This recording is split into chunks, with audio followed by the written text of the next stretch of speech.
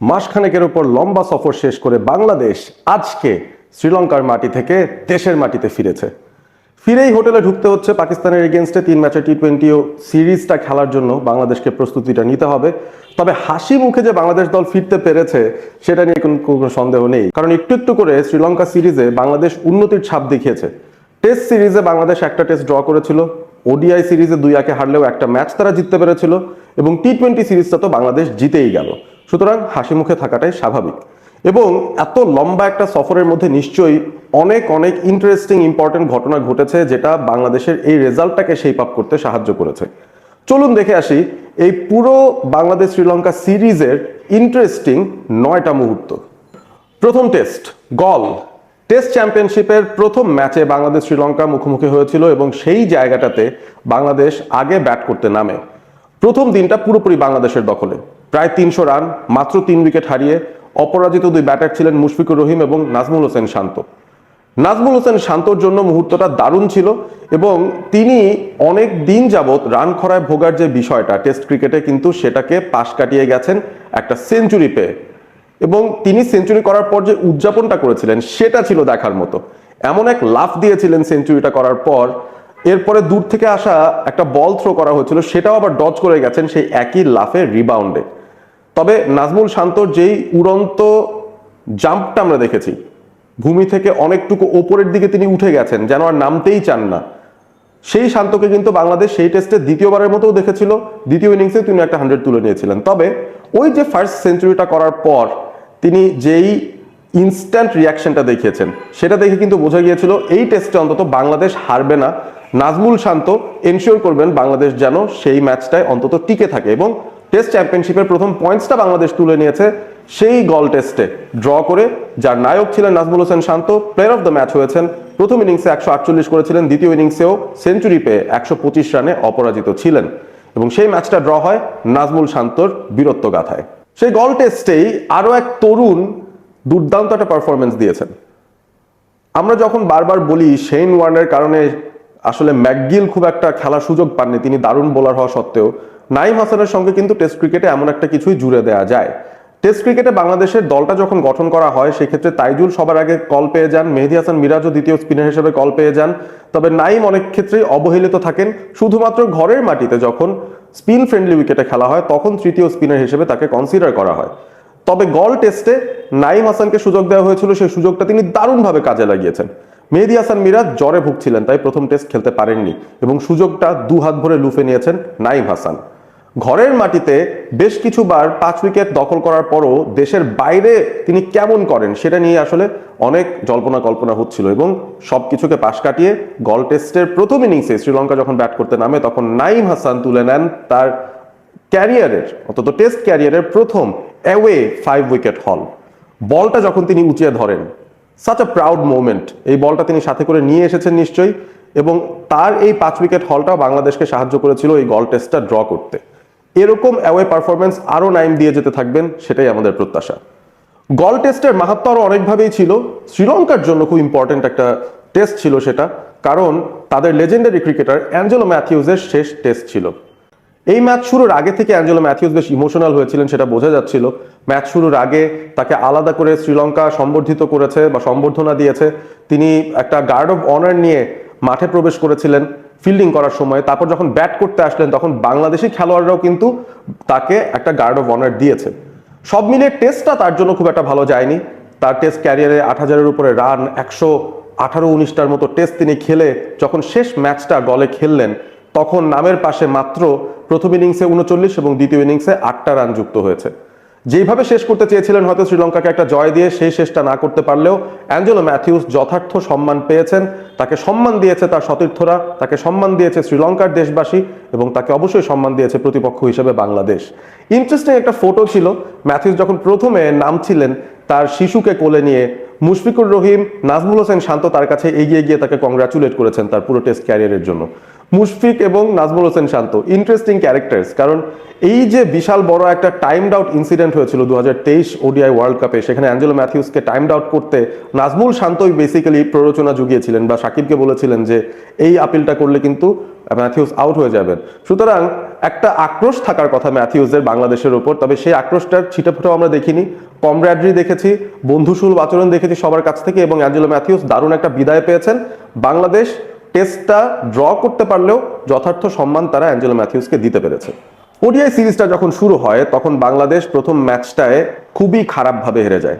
দ্বিতীয় ম্যাচে কামব্যাক করার পালা, পাল্লে কেলেতে সেই ম্যাচটায় বাংলাদেশ জয়লাভ করেছিল 16 রানের ব্যবধানে, এবং প্রথমেই ব্যাট করতে নেমে বাংলাদেশ অনেকটা বিপদের মুখেই পড়ে যায়।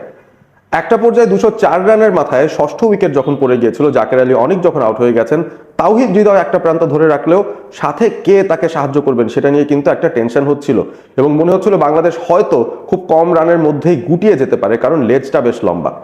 তবে তানজিম হাসান সাকিব সেই উপলক্ষটাকে বেছে নিয়েছেন তার অলরাউন্ড ক্যাপাবিলিটিস দেখানোর জন্য। ব্যাট হাতে ইন্টারন্যাশনাল ক্রিকেটে খুব একটা বেশি সফল তিনি নন, মূলত বোলার হিসেবেই তাকে রাখা হতো, তবে পেস বোলিং অলরাউন্ডার হতে চাওয়ার যে আকাঙ্ক্ষাটা রয়েছে সেটার একটা ছাপ তিনি দেখেছেন সেই দিন ব্যাটটা করতে নেমে। দুর্দান্ত একটা ইনিংস খেলেছেন, 21 বল থেকে 33 রানের। তাওহিদ হৃদয় রান আউট হয়ে যাওয়ার পরও তিনি বাংলাদেশকে এক হাতে টেনে নিয়ে গেছেন 248 রানে, এবং তারপর বল হাতেও 34 রানে দুটো উইকেট তুলেছেন। যদিও সেই ম্যাচে প্লেয়ার অফ দ্য ম্যাচ হয়েছিলেন অন্য একজন বাংলাদেশি, তবে তানজিম সাকিব সেদিন প্রমাণ করেছেন as a pace bowling allrounder বাংলাদেশে ভবিষ্যতে হোয়াইট বল ক্রিকেটে অবশ্যই বেশ কার্যকরী ভূমিকা তিনি রাখতে পারেন। ওডিআই সিরিজের দ্বিতীয় ম্যাচ তো বাংলাদেশ জিতেছে, সেটা তানজিম সাকিবের সেই গল্পটা বলার সময় জানিয়ে দিয়েছিলাম, 16 রানের জয় ছিল সেটা। তবে জয়টা কি এত সহজ ছিল?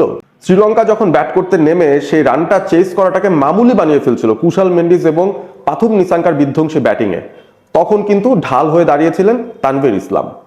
বাহাতি অর্থোডক্স স্পিনার তানভীর ইসলাম মাত্র তার দ্বিতীয় ওয়ানডে ইন্টারন্যাশনাল ম্যাচ খেলছিলেন, এবং সেই ম্যাচটাতে একের পর এক উইকেট তুলে নিয়ে শেষ পর্যন্ত 5 উইকেট দখল তিনি করেছেন, এবং তার যে স্ট্যান্ডার্ড সেলিব্রেশনটা, এক একটা উইকেট পাওয়ার পর প্রতিপক্ষকে চুপ করিয়ে দেওয়ার মতো এরকম একটা ইঙ্গিত যে তিনি করেন, 5বার সেই ইঙ্গিত করার সুযোগটা পেয়েছেন। 39 রান খরচ করে 5টা উইকেট পেয়েছেন, আউট করেছেন কুশাল মেন্ডিস, কামিন্দু মেন্ডিসদের মতো তারকা ক্রিকেটারদের যারা শ্রীলঙ্কার ব্যাটিং এর মূল স্তম্ভ। তানভীর ইসলামের জন্য সেটা একটা মাইল ফলকের উইকেট ছিল, বাংলাদেশের জন্য খুব ইম্পর্টেন্ট একটা ভিক্টরিতে তানভীর ইসলাম কন্ট্রিবিউশন রেখে প্লেয়ার অফ দ্য ম্যাচ হয়েছেন সেই ম্যাচটায়। ওডিআই সিরিজটা 2-1 হারার পর টি-20 সিরিজে বাংলাদেশ যখন গিয়েছে, সেখানেও প্রথম ম্যাচে খুব খারাপভাবেই তাদের হারতে হয়েছিল। ডমিনেটিং পারফরমেন্স ছিল শ্রীলঙ্কার, যেখানে তারা পাওয়ার প্লেতে টি-20 ইতিহাসে তাদের হাইয়েস্ট রানগুলো করে ফেলেছিল, এবং বাংলাদেশের করা 154 রানকে খুব সহজেই তারা চেস করে ম্যাচটা জিতে যায়। সুযোগটা আসে বাংলাদেশের দ্বিতীয় টি-20 ইন্টারন্যাশনালে ডু অর ডাই ম্যাচে সিরিজটা বাঁচানোর জন্য, এবং সিরিজ বাঁচানোর যে লড়াই, সেই লড়াইয়ের সম্মুখ ভূমিকায় ছিলেন বাংলাদেশের ক্যাপ্টেন লিটন কুমার দাস। 50 বল থেকে 76 রান করে দুর্দান্ত একটা ইনিংস তিনি খেলেছিলেন। তবে তাকে সঙ্গ দিয়ে মূলত বাংলাদেশের আগে ব্যাট করে 177 রানটাকে সমৃদ্ধ করেছেন যিনি, তার নাম হচ্ছেন শামীম হোসেন পাটোয়ারি। অনেকটা গ্লেন ফিলিপস ঘরানার একজন ক্রিকেটার, ব্যাটিংটা এত ইমব্যালেন্সড হয়ে যান দেখে মনে হয় ঋষভ পান্তকে অনুকরণ করছেন। এবিডি ভিলিয়ার্সের ফ্যান তিনি, আনঅর্থোডক্স শটস খেলতে চান, অনেক কিছুই তার মধ্যে রয়েছে যা টি-20-র সঙ্গে একেবারেই মানানসই। শামীম পাটোয়ারি ওই দিনটাকেই বেছে নিয়েছেন তার গুরুত্বপূর্ণ একটা ক্যামিও খেলার জন্য। 48 রান করেছিলেন তিনি সেই ম্যাচটাতে, এবং দুর্দান্ত কিছু শটস তিনি শেষ ভাগে খেলেছেন, বাংলাদেশের রানটাকে 177-এ নিতে বড় একটা অবদান রেখেছেন। তবে শামীমের মূল কাজটা হয়তো সেটাও ছিল না।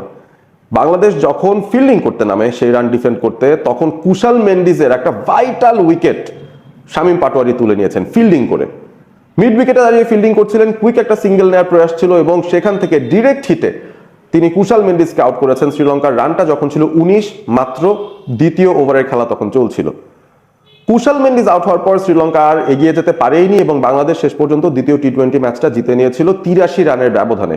তবে ধসের শুরুটা ওই এক দুর্দান্ত ফিল্ডিং এফোর্ট থেকে শামীম হোসেন পাটোয়ারির, এবং সেই ফিল্ডিং এফোর্টটা দেওয়ার পর, ডিরেক্ট হিটটা লেগে যাওয়ার পর তিনিও কিন্তু হাওয়ায় উড়ে একটা জাম্প দিয়ে তার আত্মবিশ্বাসের বহিঃপ্রকাশ ঘটিয়েছেন। তৃতীয় টি-20 ইন্টারন্যাশনাল ম্যাচটা হয়ে যায় অলিখিত ফাইনাল, এবং সেই ফাইনালটায় প্রথমে ব্যাট করতে নেমে শ্রীলঙ্কা মাত্র 132টা রান করে, এবং তাদের ব্যাটিং পারফরমেন্সটা একেবারেই আশানুরূপ হয়নি। সেই দিনটায় জ্বলে উঠেছেন বাংলাদেশের হয়ে কামব্যাক করতে আসা অন্য এক মেহেদী, শেখ মেহেদী। মেহেদী হাসান মিরাজের জায়গায় শেখ মেহেদীকে তৃতীয় ম্যাচে অন্তর্ভুক্ত করা হয়েছিল কলম্বোর সারফেস বিবেচনা করে, এবং এই স্পিনার পাওয়ার প্লেতে একটা মাস্টার ক্লাস বোলিং পারফরমেন্স দেখিয়েছেন। কুশাল পেরেরা থেকে শুরু করে আসালাঙ্কা থেকে শুরু করে দীনেশ চান্দিমালের মতো ব্যাটারদেরও তিনি আউট করেছেন, এবং শ্রীলঙ্কার টপ অর্ডারের 5 জনের মধ্যে 4টা উইকেটই তার ছিল। নিজের টি-20 ইন্টারন্যাশনালের ক্যারিয়ার সেরা 11 রানে 4 উইকেট দখল করে শেখ মেহেদী তৃতীয় টি-20 ইন্টারন্যাশনালে বাংলাদেশের জয়ের নায়ক হয়েছিলেন এবং প্লেয়ার অফ দ্য ম্যাচ নির্বাচিত হয়েছিলেন। তার কামব্যাকটা দারুণভাবে রাঙিয়ে তুললেন শেখ মেহেদী। টার্গেট 133, তৃতীয় টি-20 ইন্টারন্যাশনালটা জিতে সিরিজ জেতার জন্য বাংলাদেশের সামনে এটাই যখন সমীকরণ, তখন জেগে উঠলেন ছোট তামিম। তানজিদ হাসান তামিম ছক্কার ফুলঝুরি ছুটিয়ে 73 রানে অপরাজিত থেকে বাংলাদেশকে ম্যাচটা জিতিয়েছেন, যেখানে 6টা ছক্কা এবং 1টা 4 তিনি হাঁকিয়েছিলেন।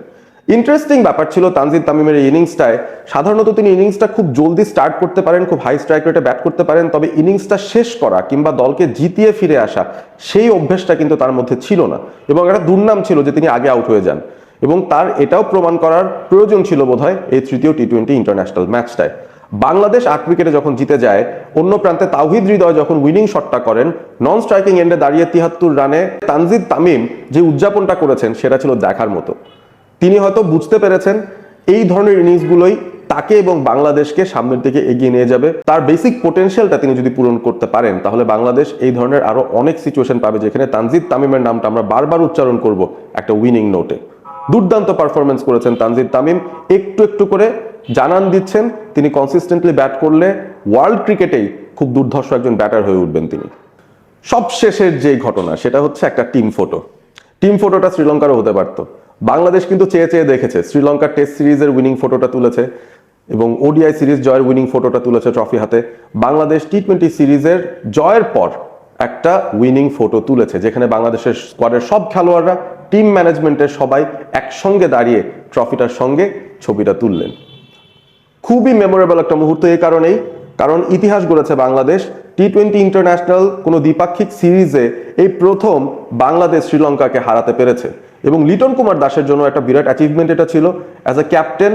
আর কোনো বাংলাদেশি ক্যাপ্টেন কিন্তু বিদেশের মাটিতে একের অধিক বায়োল্যাটারাল টি-20 সিরিজ জিততে পারেনি, যেটা লিটন করে দেখিয়েছেন। 2024-এ ওয়েস্ট ইন্ডিজকে হারানোর পর 2025-এ এসে শ্রীলঙ্কার মাটিতে শ্রীলঙ্কাকে হারানোর কৃতিত্ব দেখালো বাংলাদেশ, এবং লিটন কুমার দাস হাসি মুখে ফিরে এলো তারা দেশে, বাংলাদেশকে টি-20 ক্রিকেটে একটা ভালো অবস্থায় রেখে। 9টা ইন্টারেস্টিং মোমেন্টের কথা বললাম, কোনো কিছু হয়তো মিস আউট করে ফেলেছি।